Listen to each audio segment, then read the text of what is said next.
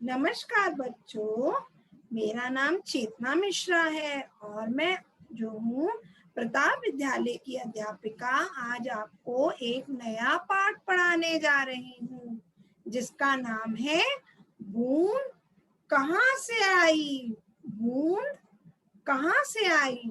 तो इस पाठ में हम पढ़ेंगे एक बच्चे की कहानी जिसमें वो आपको बारिश के बारे में वर्णन कर रहा है और इस पाठ में हम नए नए शब्द सीखेंगे और नए नए शब्दों को किस तरह से इस्तेमाल करना है वो हम सीखेंगे। चलिए अब हम शुरू करते हैं अपना पाठ। बूंद कहाँ से आई। तो बच्चों इसकी कहानी यहाँ से शुरू होती है। आज सवेरे से मौसम बड़ा सुहावना था। आकाश में छाए काले काले बादल रुई के गोलों की तरह इधर उधर उड़ रहे थे। ठंडी हवा चल रही थी। तभी 2-3 बार बिजली कड़की और रिमझिम बारिश होने लगी। मिट्टी की भीनी भीनी सुगंध आने लगी। इसका अर्थ है कि जब सुबह हुई तो आज सुबह का मौसम बहुत अच्छा था। सुहावना मतलब बहुत अच्छा था। आकाश में काले काले बादल रूई के गोलों की तरह उड़ रहे थे। मतलब आसमान में जो काले काले बादल थे वो ऐसे लग रहे थे जैसे कि कोई रूई के गोले हों और वो रूई के गोलों की तरह इधर उधर चल रहे थे। ठंडी ठंडी हवा चल रही थी। मौसम बहुत अच्छा था।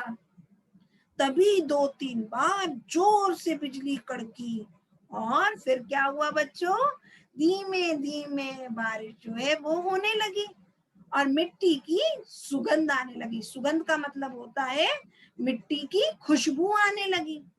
आज कुलदीप की छुट्टी थी। वह अपने आंगन में खेल रहा था। कुलदीप अपने बरामदे में आकर खड़ा हो गया और बारिश की बूंदों को देखने लगा। इतने में एक बड़ी सी बूंद कुलदीप की बाह पर आ गिरी। मोती की तरह चमकती पानी की बूंद से कुलदीप ने पूछा, अरे बूंद, तुम कहाँ से आई हो। मतलब आज जो है इसमें ये जो बच्चा बना है यहाँ पे, इस बच्चे का नाम कुलदीप है। आज इसकी छुट्टी थी और वो अपने घर के आंगन में खेल रहा था और जब कुलदीप अपने बरामदे में आकर खड़ा हुआ तो पानी की बूंदों को देखने लगा, बारिश की बूंदों को देखने लगा क्योंकि बारिश हो रही थी तो वो उसे देखने लगा। इतने में एक पानी की बूंद उसकी बाह पे आके गिर गई। तो उसने जो है वो मोती की तरह चमक रही थी। वो देखने में ऐसी लग रही थी बूंद जैसे कि मोती हो। तो कुलदीप ने बूंद से पूछा, बूंद तुम कहाँ से आई हो। तो बूंद झट से बोली, आसमान से। बूंद ने क्या बोला झट से, एकदम से तुरंत बूंद बोली, मैं तो आसमान से आई हूँ। कुलदीप ने आश्चर्य से पूछा, आसमान से, वह कैसे। कुलदीप हैरान हो गया और कुलदीप ने पूछा, आसमान से, तुम आसमान से कैसे आई हो। तो बूंद ने कहा, हाँ आसमान से, वही तो मेरा घर है।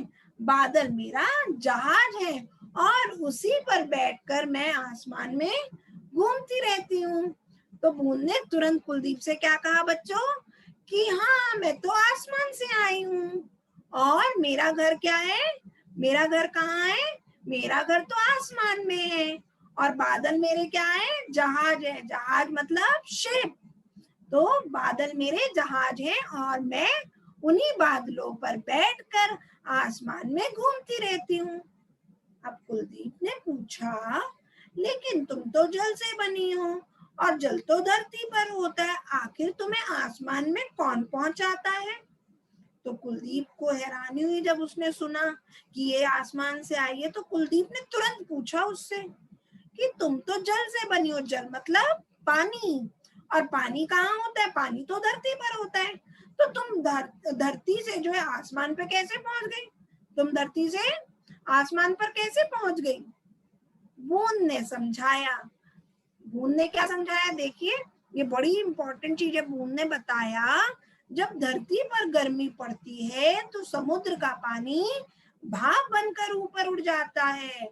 तो बूंद ने क्या बोला कि जब धरती पे गर्मी होती है, जब बहुत गर्मी होती है, तो जो समुद्र में, सागर में पानी जो होता है बच्चों, वो क्या बन जाता है, भाप बन जाता है। जैसे घर में मम्मी कभी कभी पानी गर्म करती है गैस पे, तो आप देखते होंगे कि वो जो है भाप जो है उसमें से निकलती है, ठीक है। तो ये भाप कहाँ जाती है उड़ करके, ये भाप जो है आसमान में जाकर के इकट्ठी हो जाती है।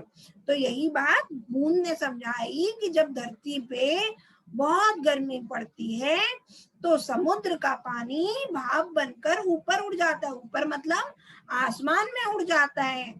यही भाप आसमान में एकत्र होकर बादलों में बदल जाती है और इन बादलों में हम बूंदे ही तो होती हैं। तो वो बोली कि जो ये पानी जो होता है ये भाप बन जाता है, जब बहुत गर्मी पड़ती है तो ये पानी जो है भाप बन जाता है और भाप बन करके आसमान में चला जाता है। आसमान में क्या हो जाता है, एकत्र हो जाता है। एकत्र का मतलब बच्चे होता है इकट्ठा हो जाना, और वहां इकट्ठा होकर के ये क्या बन जाते हैं, जब खूब सारी भाप इकट्ठी होती है तो वो बादल बन जाती है। तो उन्हीं बादलों में हम बूंदे भी होती हैं। तो बूंद बोली कि वही बूंदे जो है इकट्ठी होकर के बादल बन जाती है और हम उसी में होते हैं। हवा के साथ बादल इधर उधर उड़ते रहते हैं और उनके साथ हम भी आसमान की सैर करती रहती हैं। बादल जैसे ही किसी ठंडी जगह पर पहुंचते हैं, हम ठंड से सिकुड़ कर पास पास आने लगती हैं। तो बूंद क्या बोली कि हवा के साथ साथ बादल भी जो होते हैं वो उड़ते रहते हैं और हम सब जो है बादल आसमान की सैर करते हैं। हम क्या करते हैं, बादलों में उड़ करके आसमान की सैर करते हैं।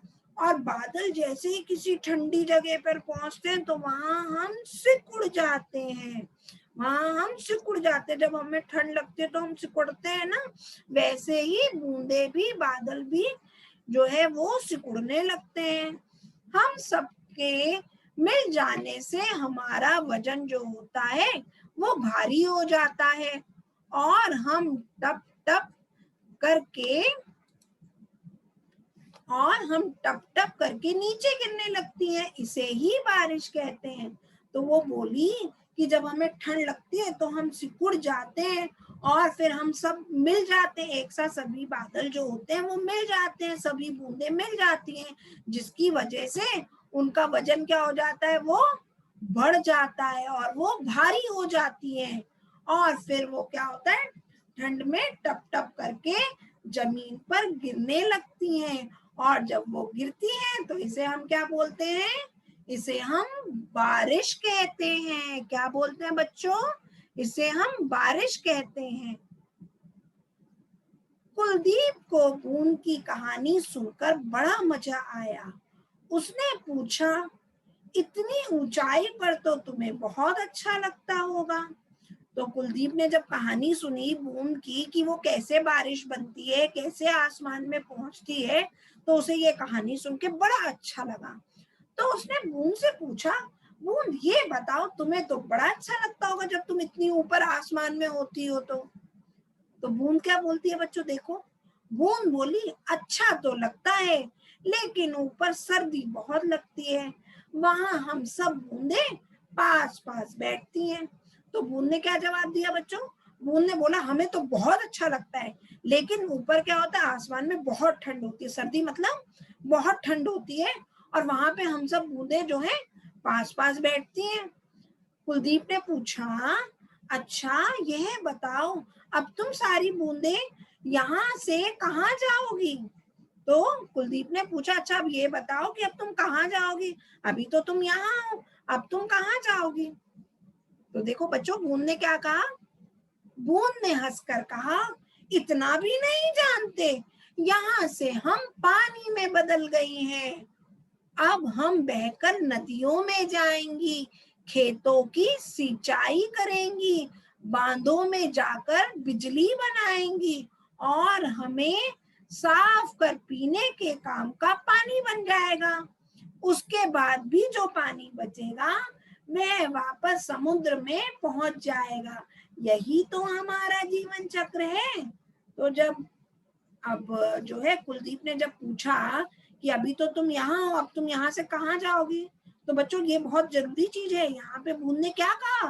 बूंद ने हंसते हुए कहा कि तुम्हें इतना भी नहीं पता, तुम इतना भी नहीं जानते, यहाँ से हम पानी में बदल जाएंगे। यहाँ हम पानी में क्या हो गई हैं? बदल गई हैं। अब हम क्या बन गई हैं? पानी में बदल गई हैं। तो हम कहाँ जाएंगी? सबसे पहले हम बह करके नदियों में जाएंगी। कहाँ जाएंगी? नदी को हम पढ़ते हैं ना इंग्लिश में रिवर, नदी में जाएंगी। फिर वो बोलती है दूसरा, हम खेतों की सिंचाई करेंगी। खेतों की सिंचाई मतलब जो लोग फल सब्जी लगाते हैं अपने अपने बड़े बड़े मैदानों में, उन्हें हम खेत कहते हैं। और उन फल सब्जी को जो हम लगाते हैं उन्हें हमें पानी देना होता है, क्योंकि पौधों का, पेड़ पौधों का भोजन क्या है? पानी। तो सिंचाई मतलब पानी देना। तो हम खेतों की सिंचाई करेंगे। तीसरी चीज उसने बोली, बांधों में जाकर बिजली बनाएंगी। तो बांध क्या होते हैं बच्चे? बांध का मतलब होता है वह स्थान जहां नदी का पानी रोक कर बिजली बनाई जाती है। देखिए आपके जो है पुस्तक में आप अंतिम में ये शब्दों के अर्थ दिए। तो वह स्थान जहाँ पे हम बिजली बनाते हैं पानी को रोक करके, उसे हम क्या बोलते हैं? बांध। और इंग्लिश में बोलते हैं डैम, DAM, डैम। तो डैम में जाकर के, बांध में जाकर के वो क्या करेंगी? बिजली बनाएंगी। वही बिजली तो हमारे घर आती है और हमें साफ कर पीने का पानी भी बनाया जाएगा। जो पानी आ रहा है बारिश से, उसे हम पीने का पानी भी बनाते हैं साफ करके। और उसके बाद भी जो पानी बचता है हम उसका क्या करते हैं? वो पानी जो है समुद्र में पहुंच जाता है। यही हमारा जीवन चक्र है। तो हमें याद रखना है कि हमें बूंद ने अपने क्या 5 काम बताए थे। बूंदे जब, बारिश की बूंदे जब आती हैं धरती पर, तो वो हमारे कैसे काम आती हैं? सबसे पहला, वो नदियों में जाती हैं। दूसरा, वो खेतों की सिंचाई करती हैं। तीसरा, बांधों में जाकर बिजली बनाती हैं। चौथा, हम यही पानी साफ करके पीने के काम में इस्तेमाल करते हैं। और पांचवा, यही जो बूंदें होती हैं बारिश की, जब ये फिर भी बच जाती हैं तो ये समुद्र में चली जाती हैं। यही इनका क्या है? जीवन चक्र। कि ये समुद्र गर्मी जब पड़ती है तो समुद्र से ये भाप बन करके आसमान में चली जाती हैं और आसमान में ये सभी बूंदें इकट्ठी हो जाती हैं और इकट्ठी होकर के बादल बन जाती हैं और आसमान में बादलों के साथ बैठकर सैर करती रहती हैं इधर से उधर। और जब ये किसी ठंडी जगह पे पहुंचती हैं तो सिकुड़ जाती हैं। और जब ये सिकुड़ती हैं तो यही बूंदें जो होती हैं बादलों से में इकट्ठा होकर के फिर जो है टप टप टप टप करके धरती पर गिरती हैं और ये बारिश का रूप ले लेती हैं। और ये बूंदें हमारी कितनी काम की होती हैं देखो, है ना? हमारी नदियों में बहती हैं, खेतों की सिंचाई करती हैं, बांधों में जाकर बिजली बनाती हैं और पीने के भी काम आती हैं। तो बच्चों, इस पाठ से आज हमें कई नई चीजें सीखने को मिली, नए नए शब्द हमें पता चला कि बादल की जो बूंदें होती हैं उनका जीवन चक्र क्या होता है और बूंदें किस तरह से बनती हैं। बच्चों, आपको ये वीडियो बहुत अच्छे से पसंद आया होगा, ये कहानी बहुत अच्छी लगी होगी। तो ये अपने सभी दोस्तों को दिखाना और अच्छे से इस पाठ को समझना कि हमें पता चल जाए कि बारिश की बूंदें जो होती हैं वो कैसे बनती हैं और इनका जीवन चक्र क्या होता है और बारिश की बूंदें हमारे किस किस काम आती हैं। बच्चों, ये पाठ आपको बहुत अच्छा लगा होगा। अब मैं अगले वीडियो में आपको दूसरा पाठ पढ़ाऊंगी। तब तक इस पाठ को अच्छे से पढ़िए। ओके बच्चों, नमस्कार।